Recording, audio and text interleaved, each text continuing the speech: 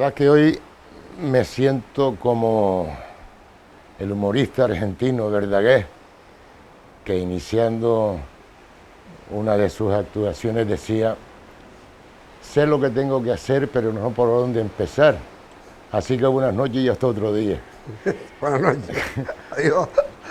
La verdad es que presumo de conocer al personaje con el que vamos a charlar hoy, pero no sé si al completo. La cuestión es que ustedes conozcan algo más de Domingo Rodríguez Orama, conocido popularmente como El Colorado. Saludos, amigos. Saludos, Antonio. ¿Cómo va la cosa? Estamos en Puerto Lajas, quizá la construcción más antigua de esta zona de Puerto Rosario, ¿no? Sí, bueno, de hecho la parte de acá, que está aislada del mar, cuando se pone el mar bravo, hay una baja ahí donde estas casas no se ven afectadas, porque es el antiguo Puerto de Lajas y donde la gente antiguamente pues construía acorde al medio, orientadas al sur, de manera que el mar no les afectara. Y bueno, y aquí esta casa fue escuela, estuvo de iglesia también, o sea, fue como oratorio en lo que se arreglaba la iglesia durante un tiempo, al igual que la otra, que también fue oratorio y escuela. Y se quedaban los marineros que venían de Corralejo durante el invierno, que aquí había pesca, porque el mar se ponía como un demonio arriba, pues se quedaban aquí. A mí me han hablado de que hasta en una habitación quedarse en paja 12 personas en colchones de paja y en paja botada en el suelo, se dormían en una habitación hasta 12 personas que faenaban durante el día con artimaños de pesca. Esto era de sus abuelos. No, esto era de Manuel Orama, que era un primo de mi abuelo que vive en Tenerife, y hace como 26, 27 años, pues lo apalabramos y le compré la casa. Vamos a hablar de Domingo y vamos a ver, un hombre que fue campeón juvenil de lucha canaria, y yo quiero relacionar la lucha canaria con la música tradicional de este pueblo. Yo digo que los luchadores y los que se dedican a la música de la tierrita son gente de limpieza en la mirada. ¿Usted coincide con esta apreciación mía? Yo creo que sí, porque bueno, yo, al igual que toda la gente de mi generación, lo único que había en los recreos era luchar. Y por la noche luchar, el único deporte que hacíamos era luchar. Porque pelota, una vez apareció un balón que estaba vacío, lo llenamos de trapos y empezamos a jugar a la pelota así. Pero normalmente la lucha y la música era lo que mamábamos en la infancia en mi pueblo, que yo soy de Tetir, natural de Tetir. Y también correr detrás de una pelota, pero normalmente en las gavias y en todos esos sitios, en cualquier sitio, era un terreno para darnos partigazos, para luchar. Los viejos apostaban, nuestros padres apostaban a ver quién ganaba. Eran como las peleas de perros, ¿no? Que habían antes también, que apostaban a ver qué chiquillo mío le ganaba al tuyo y tal. Y entonces eso nos motivaba en la lucha y en la música, pues también Tetir es un pueblo con mucha tradición de ranchos de ánimas, mucha tradición de parranda, cuenta con una agrupación folclórica desde hace ya casi 50 años ya, y es inevitable que siendo de Tetir y de mi generación no estés metida en esas dos cosas, en la lucha y en la música tradicional. Sin embargo, una buena toletía que le metió Juan Soto, que le rompió el hombro, ¿no? Luchando una lucha amistosa en la Somada, porque antes las luchas eran en cualquier sitio, ponían un viaje de arena, unos tablones por un lado y venga a luchar, ahí a darse pencazo. Y luchaba el Tetir contra el Villaverde había fichado los otros 12 años, y pegué con él al final, tuve una mala caída y me lucé el hombro.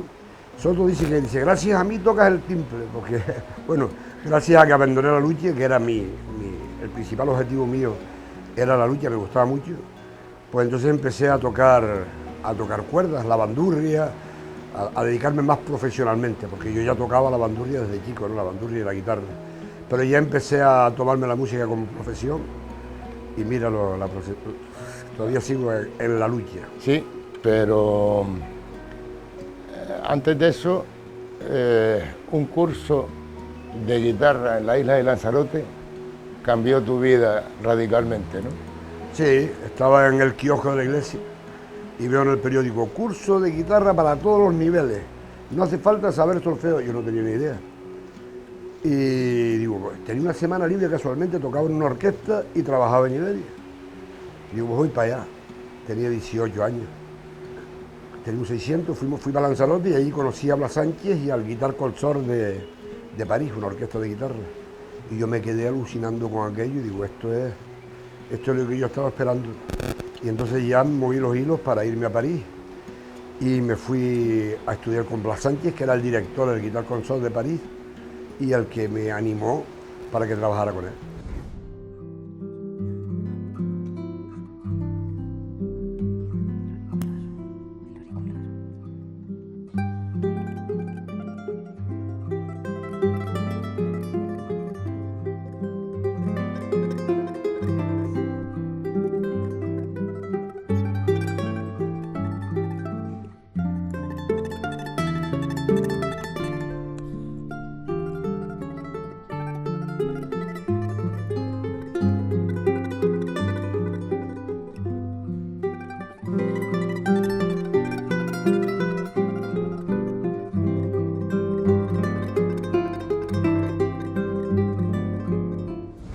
Sí, pero tremendo disgusto para sus padres de abandonar un puesto de trabajo para toda la vida en Iberia, ¿no? Claro. No, cuando eso la música no era una profesión. Mi madre decía, pero ¿a dónde vas a estudiar guitarra? A París. Si aquí tienes a Casimiro, aprende con él. Ellos no entendían que la guitarra o la música podía ser una profesión. Profesión era un trabajo físico o un trabajo en la caja de ahorros, en una oficina, que era lo que todo el mundo ansiaba para sus hijos, o maestro de escuela. Mi madre quería que yo fuera médico, pero la música y la lucha canaria que estaba por encima de los estudios. Y nada, me fui a París con el disgusto de ellos, pero afortunadamente después se sentían orgullosos cuando me habían tocado y cuando habían los avances ya conseguí que se sintieran orgullosos de mi persona.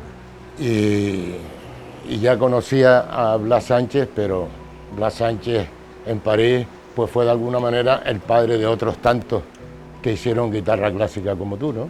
Claro, Blas Sánchez vino a dar, me enteré después, que vino a dar cursos a la Casa Museo de Colón y ahí muchos actuales guitarristas lo conocieron. Yo conocí a Juan Carlos, que es el que tocó conmigo la guitarra, lo conocí en París. Él llevaba 2 años ya cuando yo llegué. Y ahí empezamos a tocar en los metros, primero como dúo de timple y guitarra, dúo de guitarras, dependiendo del día y del sitio, pues hacíamos música clásica o música tradicional. Y ahí empezamos a buscarnos la vida, tocando en los metros, tocando en sitios donde nos llamaban y nos pagaran. Y esa fue la historia de París. Y estudiando con Blas Sánchez, que nos abrió las puertas y que ejerció de anfitrión para todos los canarios que llegábamos a París. Porque después de mí ya llegó Carlos Cabrera y Quique, de aquí de Fuerteventura, Javier Serpa, Víctor Batista después, mucha gente que Blas les abrió París y París les abrió un mundo. Y el regreso a Canarias, te instalas en Tenerife. Primero en Madrid porque quería estudiar con Jorge Cardoso, un argentino, me gusta la música latinoamericana. La mamé también desde chiquitito y me gustaba la música que hacía Jorge Cardoso.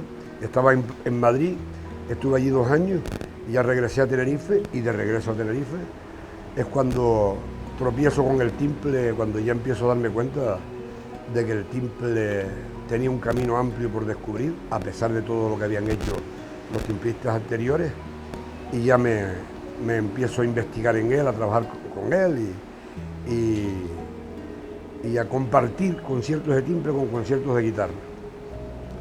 Y si tuvieras que buscar un referente en el timple que influyera en ti de una manera, la manera de tocar, o hay varios en este sentido que de alguna manera hayas asumido cosas de uno y de otro y que tu forma de tocar tenga referencia en varios. Yo lo que mamé en la infancia en el timple fue Antonio Guedes y Memo del Cotillo, Guillermo, que el padre también tocaba, y Manuel Navarro. O sea, yo bebí de la fuente de los mayores, de los viejos. porque en Fuerteventura estaba Casimiro Camacho, pero Casimiro no era parrandero, no salía, no lo veía, y yo estuve con Casimiro un par de meses tocando en la U, en el San José de Calazán. Entonces la esencia que yo tenía era el folclore vivido a través de unos timplistas folclóricos. Y entonces cuando ya empecé a tocar el timple tenía toda esa rajea, esa musicalidad, esa música y musicalidad de Fuerteventura, porque esta gente tenía el estilo auténtico. Bueno, Ramón Gil, también un timplista de la agrupación folclórica de Tetir, que grabó el primer disco, también un gran timplista que todavía vive, tiene 80 y pico años y sigue tocando el timple. Pues en todo ello me fijaba y eso es lo que yo tenía metido dentro cuando me enfrenté al timple. Y después yo empecé a indagar solo, a investigar, a trabajar los rajeos, yo no sé por qué los hago al revés, y empezar a inventar con el timple y poquito a poco fui dando pasos. Y después de tocar y después de haber creado ya unos rajeos que derivan de la tradición, fue cuando empecé a indagar en los demás timplistas. Primero en Casimiro, pero Casimiro las grabaciones son muy pocas las que hizo Casimiro, desgraciadamente. Después ya escuché a Totoyo, menos, también lo escuché, pero mi forma de entender el timple, de tocar, yo creo que es una mezcla de todos esos viejos y de todas las parrandas de una Fuerteventura extinta ya. Te voy a preguntar precisamente por una serie, me lo defines si lo quieres brevemente, ¿no? Jeremías Dumpierre. ¿Qué dirías de Jeremías? Jeremías Dumpierre no lo conocí y tampoco lo he oído, a pesar de que Totoyo tuvo, porque Totoyo fue un maestro y aparte de eso tuvo la visión de grabar a Casimiro Camacho, de grabar a Jeremías Dumpierre. Yo no lo he oído, pero sí sé que fue el primer concertista de timple y Rosa María Alonso, la tía del Fidio Alonso, pues ya habla de él, que se quedó impactada. Casimiro Camacho también me habló de Jeremías Dumpierre como un gran rajeador, más que apuntador, rajeador. Y de hecho Casimiro y todos los timplistas de la generación no conciben el timple si no se rajea. La esencia del timple, dicen ellos, y yo lo comparto en parte, es el rajeo. El timple punteado está bien porque hay gente que le gusta la melodía y tal, pero el timple si le quitas el rajeo es como si le quitas el corazón, es como si a la música brasileña le quitas el feeling o como si a la música cubana le quitas el contratiempo. Claro. Jeremías Dumpierre, Casimiro Camacho, el rey del timple. Sí, Casimiro Camacho, el rey del timple, que le llamaban en Gran Canaria, que llegó a tocar el timple solo muchas veces y grabó con Efrén Casaña un mítico disco, que grabó solamente 4 temas, que es lo que queda, porque él tocaba el sitio Zaragoza y tocaba el repertorio de aquella época, por los clásicos adaptados al timple, pero de eso desgraciadamente no hay grabaciones. ¿Totoyo? Totoyo fue el primer timplista que hizo fusión, pero fusión verdaderamente canaria.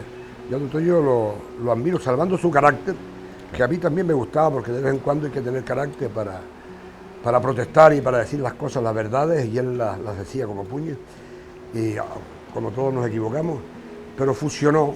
El tipo venía a Fuerteventura y cuando él grababa la guitarra, después grababa un timbre, grababa otra cosa y mezclaba música de varias islas, empezó a meter tajarastes y músicas de pitos y músicas de tambores, a hacer melodías con el timbre, y fue él el tocador más prolífero de su época, el que más grabaciones tiene. Sí. ¿José Antonio Ramos?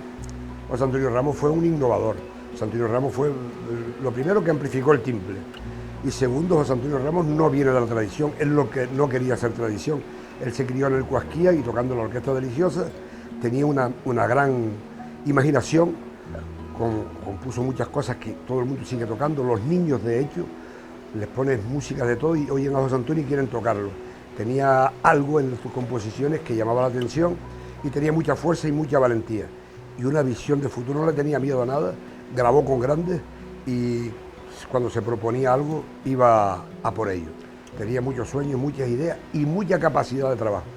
Hasta el fin siempre estaba consiguiendo y luchando por sus sueños y consiguió muchas cosas a pesar de que desgraciadamente murió sin llegar a cumplir los 40 años. ¿Benito Cabrera?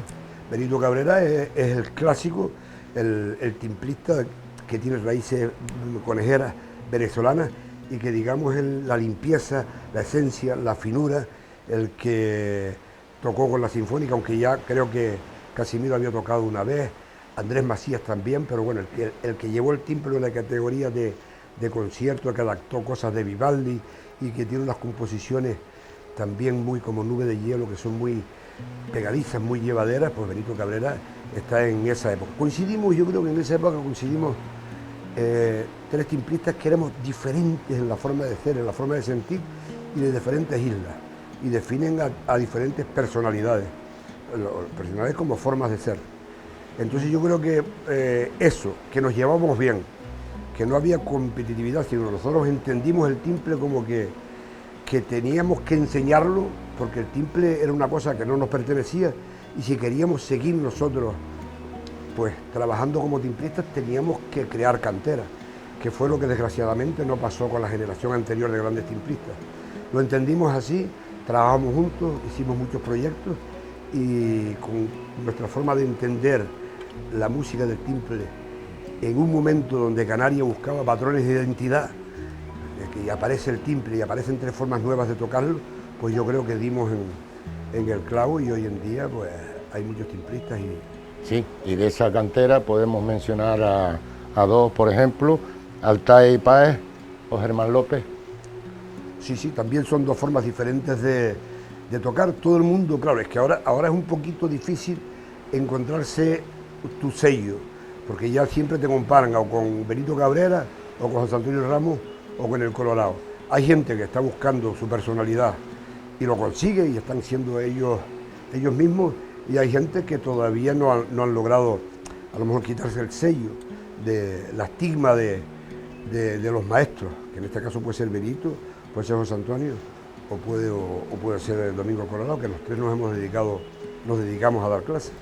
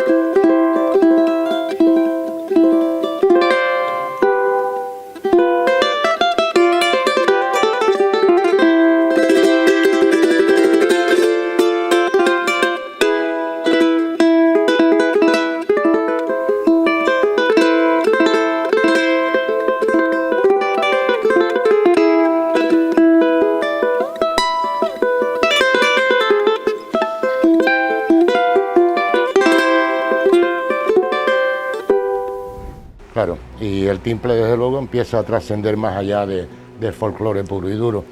A veces oímos más guitarristas timplistas que timplistas esencialmente. ¿Dónde está el equilibrio? Hay muchas formas de entenderlo. Yo entiendo perfectamente que a alguien le gusta la música pachanga y quiera hacer música pachanga con el timple porque le gusta el sonido del timple, bien, me parece correcto. A alguien le gusta el jazz y quiere hacer jazz con el timple porque no le gusta lo canario, pues le gusta el sonido del timple, me parece correcto. Yo, mi forma de entender el timple para un canario es como el flamenco para Andalucía, ¿no? Es más que el instrumento. Mi forma de entender el timple es como el sentimiento de un pueblo, como que tiene que haber algo donde la raíz se muestre, donde si tú toques en cualquier sitio, dices, oye, aquí hay un sitio que se llama Canarias, que tiene una forma de comunicar y una forma de decir las cosas diferente y suena así. Y eso se da normalmente cuando conoces la tradición, cuando conoces el folclore y cuando logras expresarlo y transmitirlo en cualquier sitio del mundo.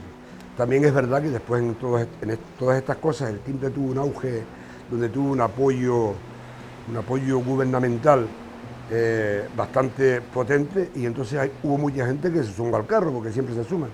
Hay grandes timplistas que no, pero muchos también pues tratan de decir, oye, a ver si consigo, inventando proyectos, y algunos buenos, otros no tan buenos, y así está la cosa. Yo, mi forma de entender el timple, pues te lo digo, como bajo de la raíz, de la esencia.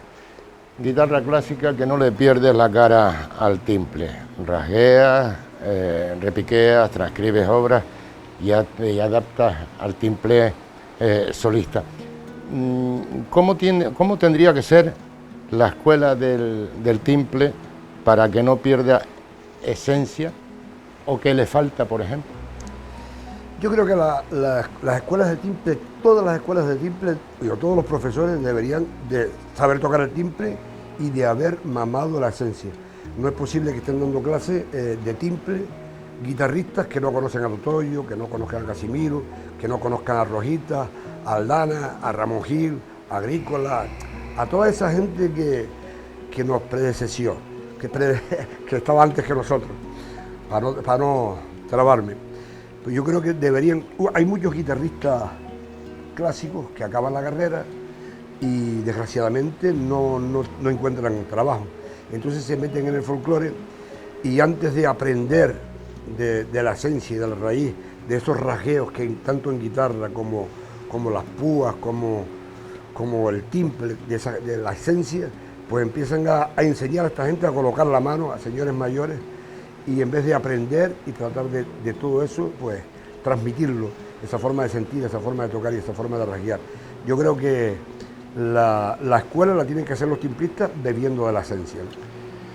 El folclore, que duda cabe, que es una forma de expresión que nos identifica como pueblo, y donde hay una parranda todo el mundo se siente parte de ella, ¿no?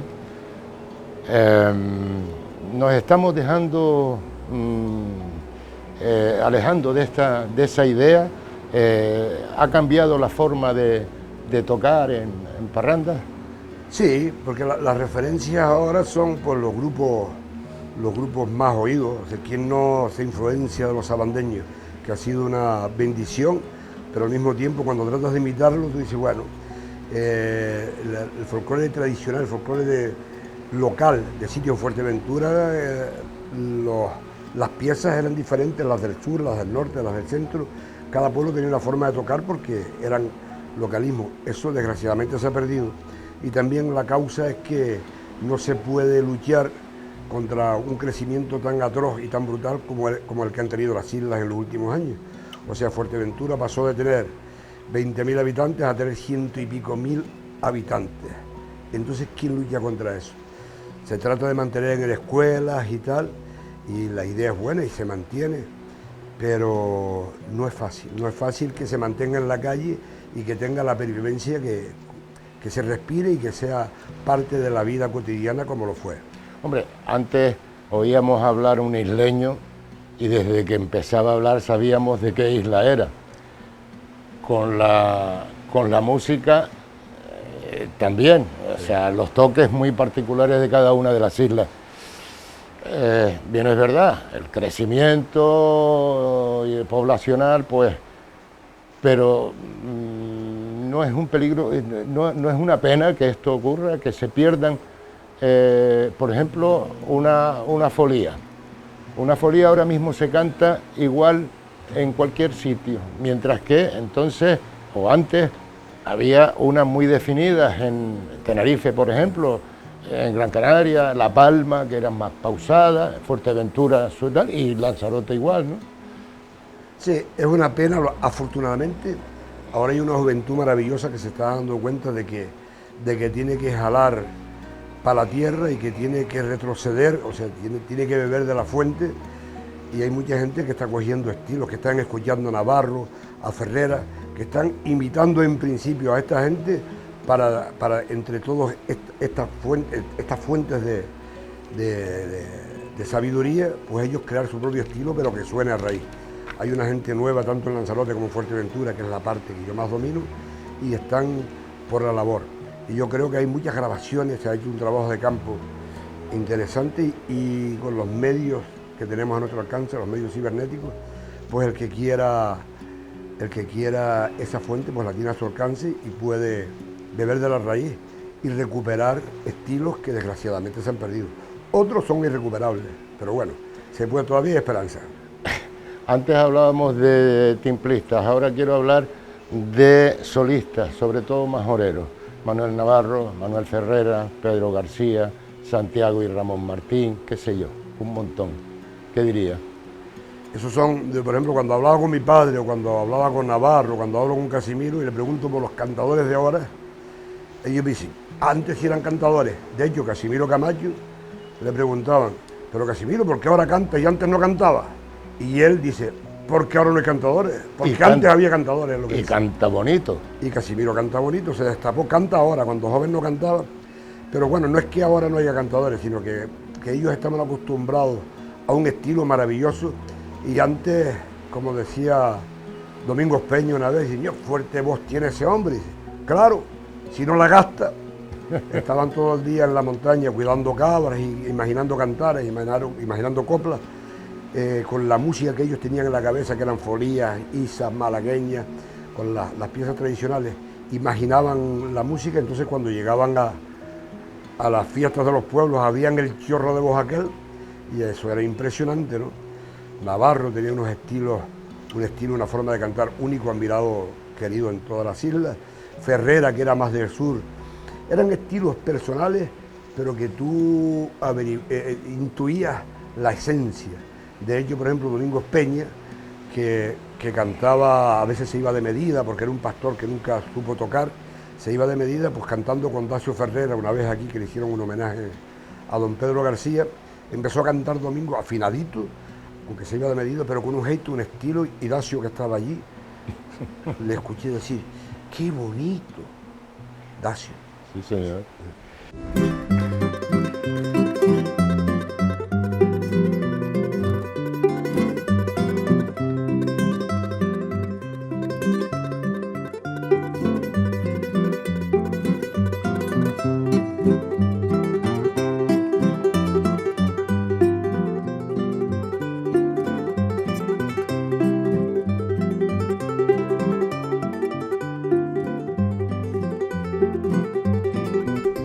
Oye,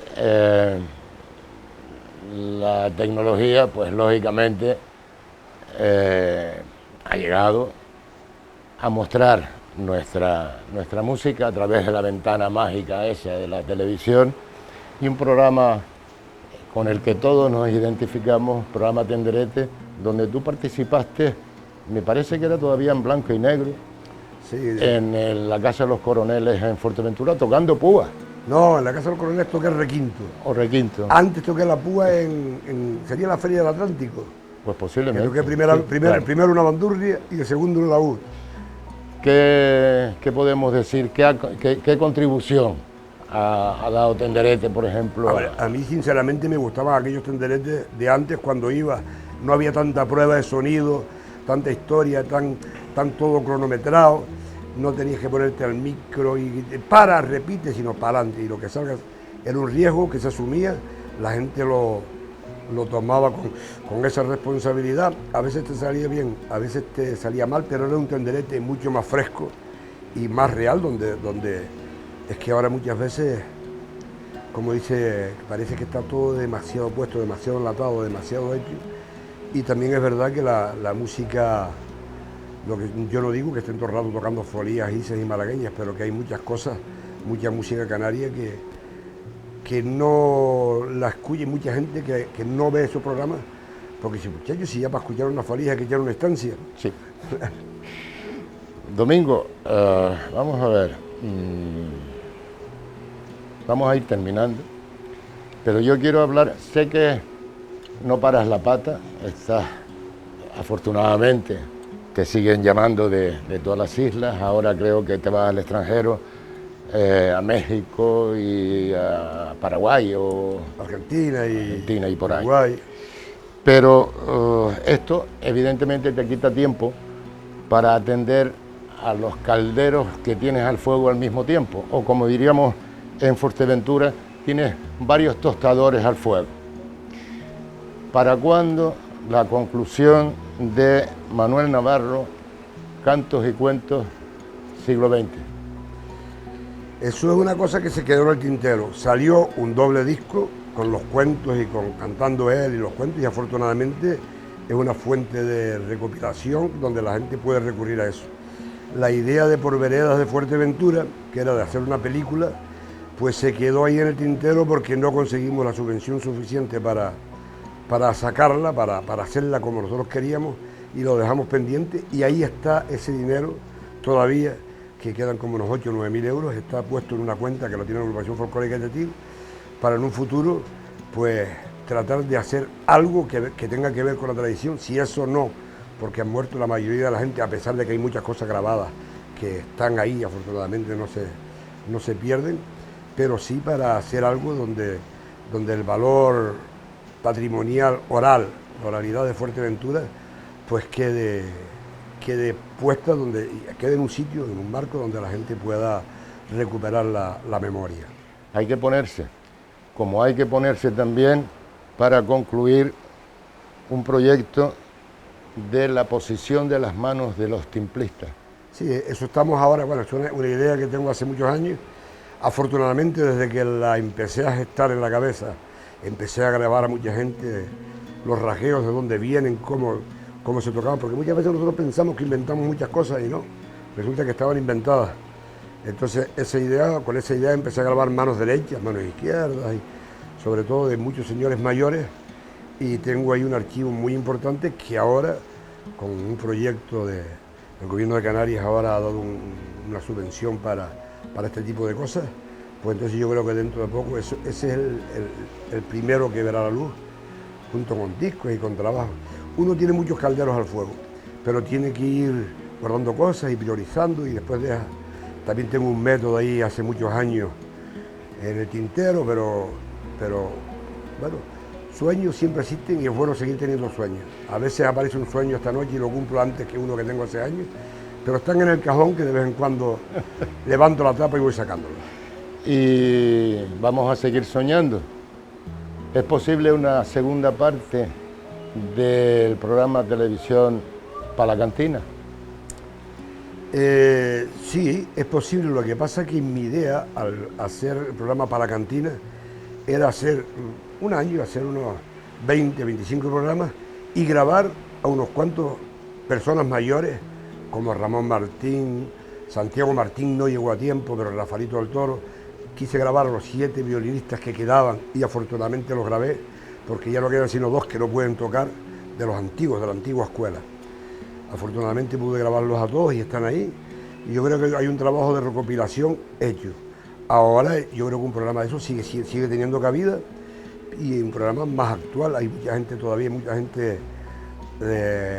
como Juan Carlos el de Vallebrón, como Domingo el Cuco, mucha gente del sur, que tienen unos estilos también que hay que conservar y que grabar, pero yo me apuntaría, pero yo le aconsejo que sea gente nueva y donde puedan involucrar a gente más joven en la batalla, y yo me apunto a la sombra sin problema ninguno. Y sobre todo que haya dinero, porque las dificultades económicas que pasó para la cantina ni me las cuentes, ¿no? Claro.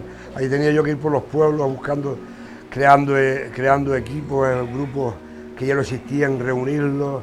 Un trabajo que hice con mucho gusto, porque me gustaba, y estoy de las cosas que más me orgulloso me encuentro, de haber trabajado a conciencia y dejar un legado patrimonial para Fuerteventura, como también fue lo de Navarro siglo XX, que no tiene la calidad musical o la calidad auditiva, porque hay muchas cosas que están grabadas con mini-disc, pero sí es una fuente donde recurrir a la historia. Futuro está garantizado de la música.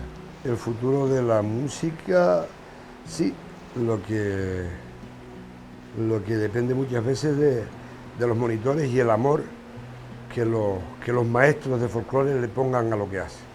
Muchas veces esta parte es mucho más que un trabajo, hay que tomarlo con un cariño inmenso, y los niños, y darnos cuenta de que los niños van a clase a disfrutar y a relajarse de las obligaciones que tienen en las escuelas, y no ponerlo como una asignatura, te apruebo, te suspendo, te esto y de lo otro, sino que los niños vayan a divertirse con un monitor que se divierta. Eso es fundamental para que la cosa siga avanzando, ¿no? Seguirá, seguro. Con ejemplos como el tuyo, no me cabe ninguna duda. Domingo Rodríguez Orama, El Colorado. Gracias por tanto, amigo. Gracias a ustedes por abrir la puerta.